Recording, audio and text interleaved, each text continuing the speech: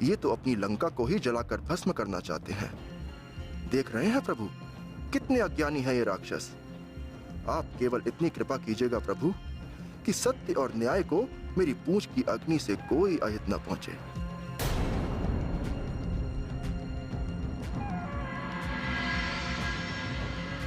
ये सब देखकर मेरा मन आशंकित हो रहा है। अब आप इस लंका की रक्षा करें प्रभु।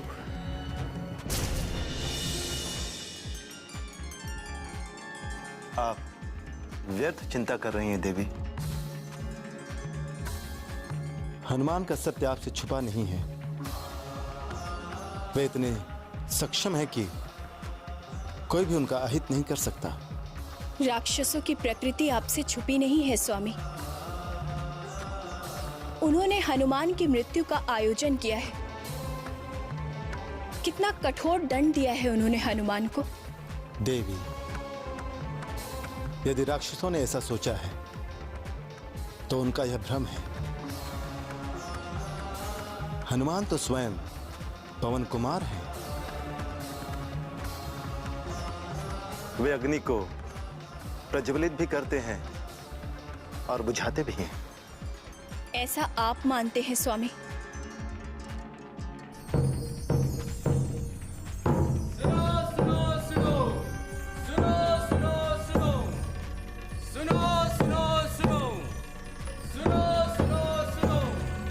संपूर्ण नगरवासियों सुनो। इस तुच्छ बानर को इसके दुस्साहस का दंड मिला है। इस दुष्ट ने हमारे सैनिकों का वध किया है। राजकुमार अक्षय कुमार को मारकर साक्षात लंकेश को चुनौती दी है। हाँ नगरवासियों, इस बानर की मृत्यु का खेल देखो। इस बानर की मृत्यु निश्चित है।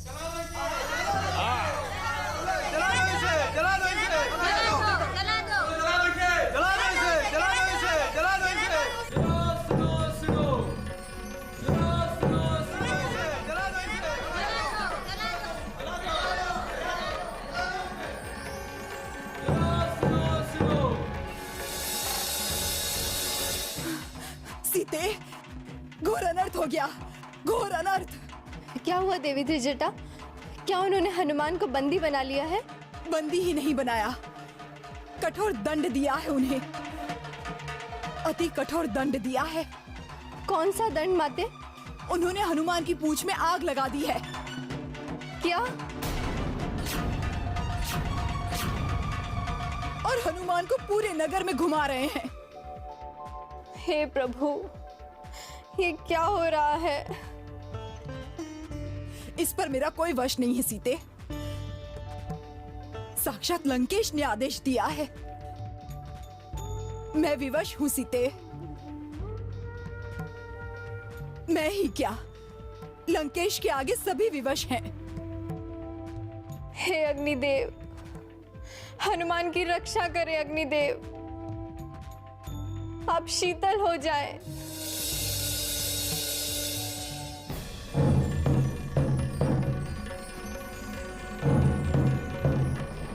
हनुमान की पूंछ जल रही है स्वामी। पूरा नगर ये खेल देख रहा है और आप? देवी, आप हनुमान को सदैव एक मां की भांति देखती हैं। इसलिए आप निश्चय ही आशंकित हो जाती हैं।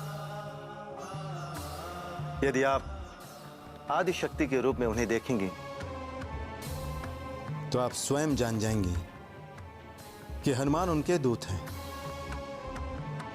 जिन्होंने अग्नि का सृजन किया है। उन्हें अग्नि कदापि नहीं जला सकती, अपितु अग्निदेव स्वयं को धन्य मान रहे होंगे कि उन्हें श्री राम और हनुमान की सहायता का अवसर प्राप्त हुआ है।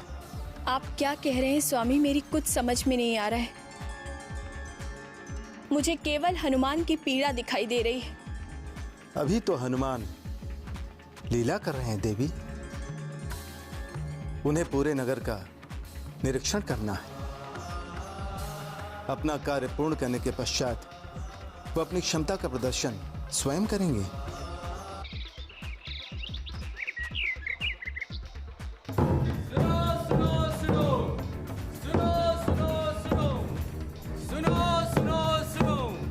संपूर्ण नगरवासियों सुनो, इस तुच्छ बानर को इसके दुस्साहस का दंड मिला है। इस दुष्ट ने हमारे सैनिकों का वध किया है।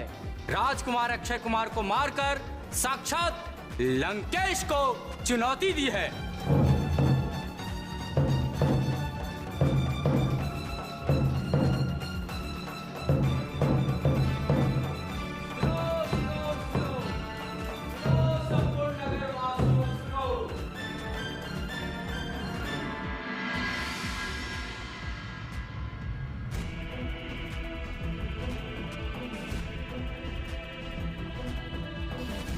जय श्री राम। अरे कोई पकड़ो उसको, अरे इस वानर को कोई पकड़ो।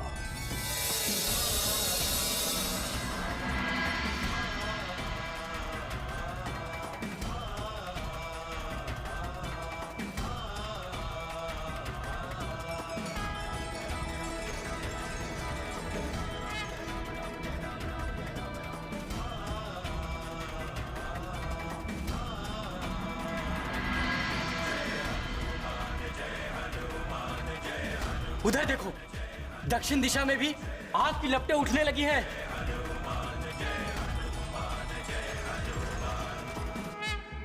अरे अरे कोई पकड़ो इसको, नहीं तो ये हम सबको जला देगा। अरे नहीं, अपने प्राण बचाओ, बस प्राण। ये वानर हाथ में नहीं आने वाला। अरे मैं पहले ही कह रहा था, ये कोई साधारण वानर नहीं है। अरे ये कोई भी हो, पर संकट की बात तो ये है कि हम सब करें क्या? अपने प्राण बचाओ, प्राण। ये साधारण वानर नहीं, ना ये देवता है, ये काल है, काल। भागो भागो भागो।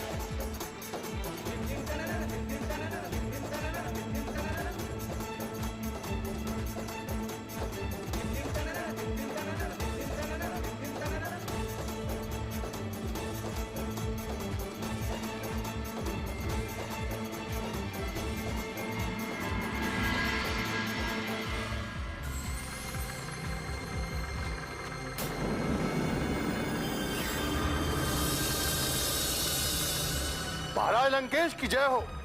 महाराज, आपके आदेशानुसार उस वानर की पूंछ में आग लगाकर उसे लंका में भ्रमण करने के लिए छोड़ दिया। परंतु हमारी लंका में ये अग्नि की ज्वालाएं कैसी? लंकेश अनर्थ हो गया। उस तुच्छ वानर ने पूरी लंका में उत्पात मचाया हुआ है। वो पूरी लंका को दहन करने पर तुला है। लंकेश समझ गया, समझ गया।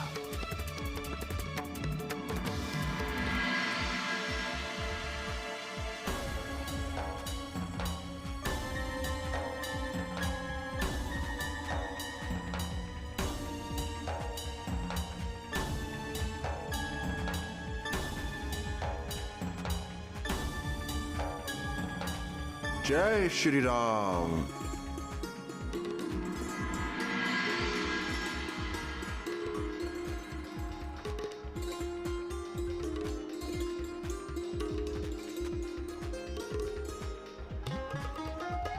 प्रणाम माते।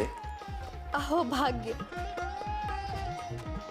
ईश्वर की कृपा है कि तुम कुशल हो। मैं तो लगातार अग्निदेव का स्मरण कर रही थी। तुम्हें सम्मुख देखकर अति प्रसन्नता हुई। तुम्हें कोई कष्ट तो नहीं हुआ हनुमान? मुझे कष्ट क्यों होगा माते? प्रभु श्री राम के दास को कोई कष्ट कैसे हो सकता है? अब आप मुझे आदेश दे माते। बहुत विलंब हो गया इस लंका दहन में। प्रभु भी बहुत चिंतित होंगे। अवश्य जाओ पुत्र, किंतु किंतु क्या माते? उनसे कहना कि वे बिना विलंब किए मुझे यहाँ से लेने आ जाए। यदि उन्होंने मुझे शीघ्र मुक्त नहीं कराया तो अनर्थ हो जाएगा। ये आप क्या कह रही हैं माते? किस अनर्थ की आशंका है आपको? लंकेश मुझे जीवित नहीं छोड़ेगा पुत्र। मुझे अपनी मृत्यु का भय नहीं है, किंतु उनके मुखारविंद को देखे बिना मैं मृत्यु को स्वीकार नहीं कर सकती पुत्र। आपकी चिंता का कोई अर्थ नहीं है माते। वानर भालुओं की विशाल सेना के साथ प्रभु श्री राम शीघ्र ही लंका पर चढ़ाई करेंगे और आपको साथ लेकर जाएंगे। पुनः मुझे इस लंका का रहस्य भी पता चल चुका है। रावण की शक्ति और सामर्थ्य का अनुमान हो चुका है मुझे। प्रभु श्री राम के सामने वो एक पल भी नहीं ठहर सकता। मुझे पूर्ण विश्वास है हनुमान, तुम स्वयं मेरी कामना सिद्धि के प्रमाण हो।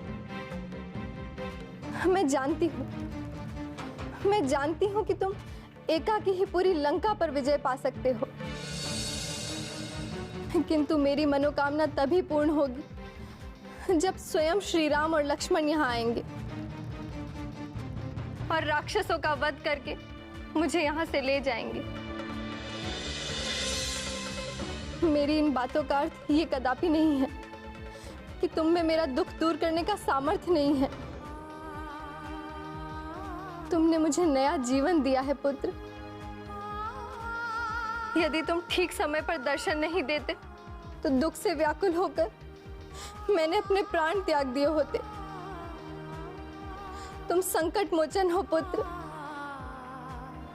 सचमुच संकट मोचन हो।